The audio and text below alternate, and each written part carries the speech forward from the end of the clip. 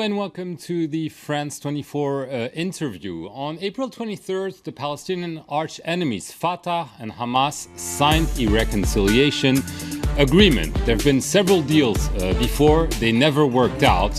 We'll see if this one works. Our guest today is one of the negotiators of that deal, Munib Al-Masri, who is a well-known Palestinian businessman and negotiator. Welcome to the France 24 interview. Thank you, Mark. Thank you very much, and I'm happy to be with France 24. I want to ask you, you were involved in those negotiations. They surprised everyone. Can you tell us how this happened? Of course, I was involved in it since 7 years plus.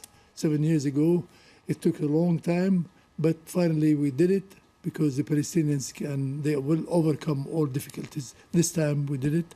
I'm happy that I was part of it. It was for the first time a delegation from the PLO on the instruction of President Abbas to go down to Gaza and really sign what had been agreed on in 2011, 2012 in Cairo and Doha, which is ending the division and have the reconciliation. In ballpark, the idea was Mr. Abbas will issue 2 presidential decrees, one for forming the government and the other in 6 months he will have election. Who decided to move? We know Hamas is under a lot of pressure because on the other side of the border from Gaza, the new Egyptian administration is opposed to Hamas. Or is it Fatah, who had been negotiating with Israel? The talks have collapsed. So who blinked first? I think both of them blinked at the same time because time have changed and they knew that it's about time to do it. I think this is an accumulation of 7.5 years of many governments, of many individuals, of Fatah and Hamas. They tried several times. This time, I thought everything we call it the food was cooked and the time is now to serve it, and that's why I believe that the 2 parties, they were involved and they thought very hard and they took the decision to do it, and which they have done. So you went to Gaza yourself with a delegation to talk to the Hamas leaders. And it went rather smoothly, quickly. Yes. I went a month before we done this, and we set the stage. And I think Mr. Azam Al-Ahmad, who is also the chief negotiator for Fatah, he played a major role in this. So a lot of people have set the stage for this. But all of us were ready, and the people have asked both of them to do it. It's time because it's a difficult time, and we need to do this reconciliation, ending the division, so that we can say when we're going to see the occupation taken away from Palestine. Was it a result of the collapse of the talks between Israel and Mr. Abbas? Maybe. I think there are many reasons. I think the situation in Egypt, the situation in the Arab world, they both were tired. And we interfered very hard on this. So I think the voice of the people also affected Fatah and Hamas to do it. Fatah was much ready before Hamas, but Hamas took a long time. But they said whenever they take the decision in the political bureau of Hamas, they will call the people to come in. So we went in, and I was not surprised. Many people were surprised because I knew that from both sides there was a will to do it.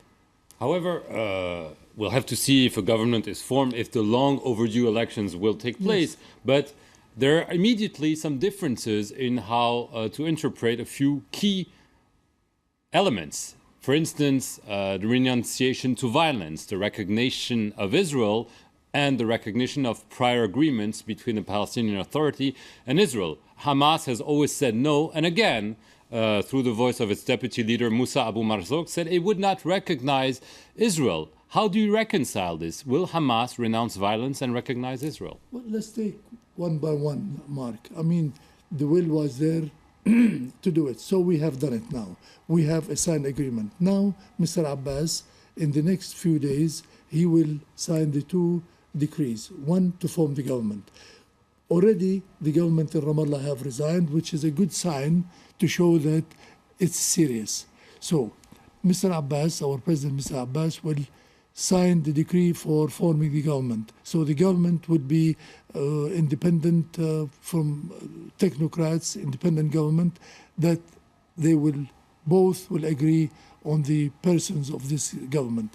So this government will take 6 months to put the election on motion. So we'll have election, presidential election, and maybe parliamentary election, and the election of the PLO in the outside Palestine. So I think it is, believe me, I feel that all the agreements will stick. Anybody won't join the national government. This national government will abide with everything it has signed before. The recognition of Israel is there because the PLO had signed Israel in 1988 and officially in 1993 during Oslo. So whether Hamas, if the Hamas want to join the PLO, then the PLO has recognized the state of Israel. So they have to abide with what You're saying without saying it, Hamas, by joining this unity government, will de facto recognize Israel. But Israel says no.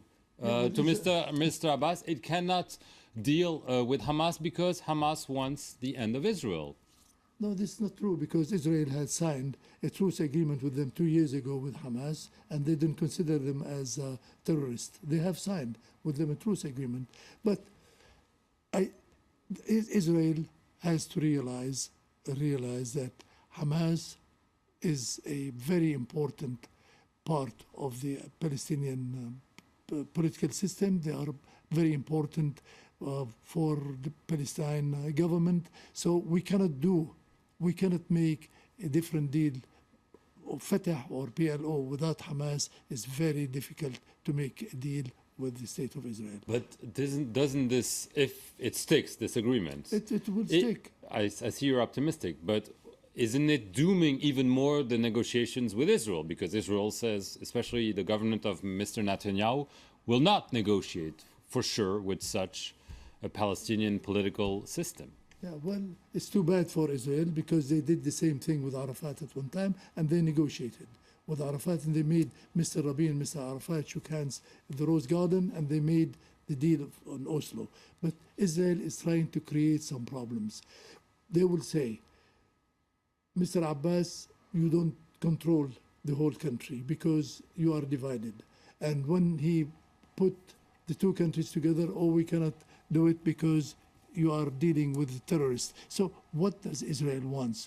Israel must wake up and say, please, Mr. Netanyahu, don't put too many sticks in the wheel. We want to live together.